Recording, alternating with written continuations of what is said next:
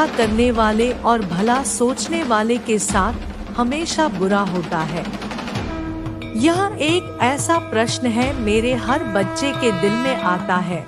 तो आज मैं तुम्हें सत्य घटना और उदाहरण के माध्यम से इन सभी प्रश्नों के जवाब दूंगी। मेरे बच्चे, तुम्हारे मन में उठ रहे हर प्रश्न का उत्तर आज मिल जाएगा। मैं विश्वास दिलाता हूँ कि तुम्हारे मन की क्षमता नहीं होगी। बात पुराने समय की है, जब एक नगर में दो पुरुष रहते थे। पहला पुरुष व्यापारी था जो बहुत ही अच्छा और नेक इंसान था। वह धर्म और नीति का पालन करता था, भगवान की भक्ति करता था और मंदिर जाता था। इसके अलावा वह हर तरह के गलत कामों और गलत संगति से दूर रहता था।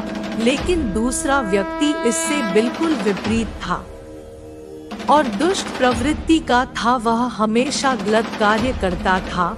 मंदिर जाने की बजाय वहां से पैसे और चप्पल चुराता था, झूठ बोलता था और नशा करता था।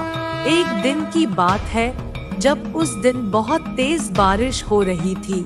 उस समय हर कोई अपने में घर में था और मंदिर में सिर्फ पुजारी थे। उस लालची व्यक्ति ने पुजारी को मंदिर में अकेला देखकर मंदिर का सारा धन चुरा लिया और पंडित की नजरों से बचकर वहां से भाग निकला। कुछ समय पश्चात वही पहला वाला व्यापारी मंदिर में दर्शन के लिए गया तो उस पर चोरी करने का इल्जाम लग गया। वहां पर लोग जमा हो गए और व्यापारी को भला बुरा कहने लगे। जैसे ही वह व्यक्ति मंदिर के बाहर निकाला, उसको एक गाड़ी ने टक्कर मार दी, जिससे वह बुरी तरह से घायल हो गया।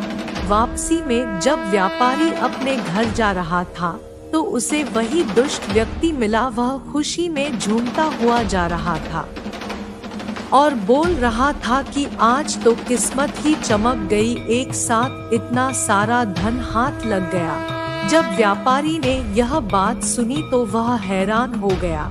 उसने घर जाते ही अपने घर में मौजूद भगवान की सारी तस्वीर निकाल दी और भगवान से नाराज होकर जीवन बिताने लगा। कुछ समय बाद दोनों ही व्यक्तियों की मृत्यु हो गई और दोनों यमराज के सामने गए तो उस व्यापारी ने नाराज स्वर में यमराज से प्रश्न किया कि मैं तो सदैव ही अच्छे कर्म करता था, जिसके बदले मुझे अपमान और दर्द मिला, और अधर्म करने वाले दोस्त को नोटों से भरी पोटली आखिर क्यों? व्यापारी के सवाल पर यमराज बोले, जिस दिन तुम्हारे साथ जो दुर्घटना घटी थी वह तुम्हारी जिंदगी का आखिरी दिन था, लेकिन तुम्हारे अच्छे कर्मों की वजह से तुम्हारी मृत्यु एक छोटी सी चोट में बदल गई।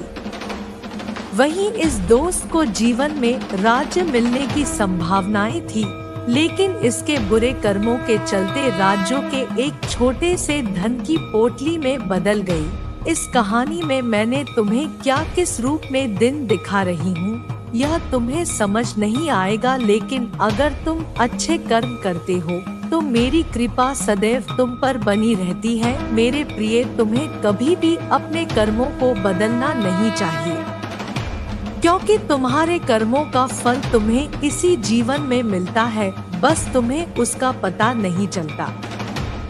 मेरा आशीर्वाद सदा तुम्हारे साथ है। मेरे बच्चे, तुम्हें छल कपट नहीं आता है। तुम्हारे मन में जो बात होती है वही बात तुम्हारे जुबान पर होती है, चाहे वह बात कड़वी हो, पर तुम लोगों से हमेशा सच बोलना चाहते हो।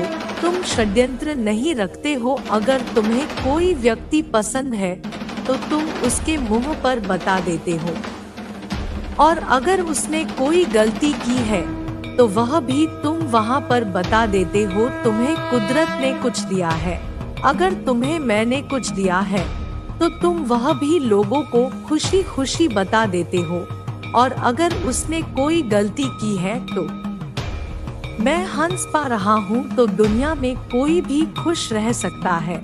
मेरे बच्चे, तुम्हें मुझ पर भरोसा है तो इसे लाइक करके अपनी माँ को धन्यवाद कहो।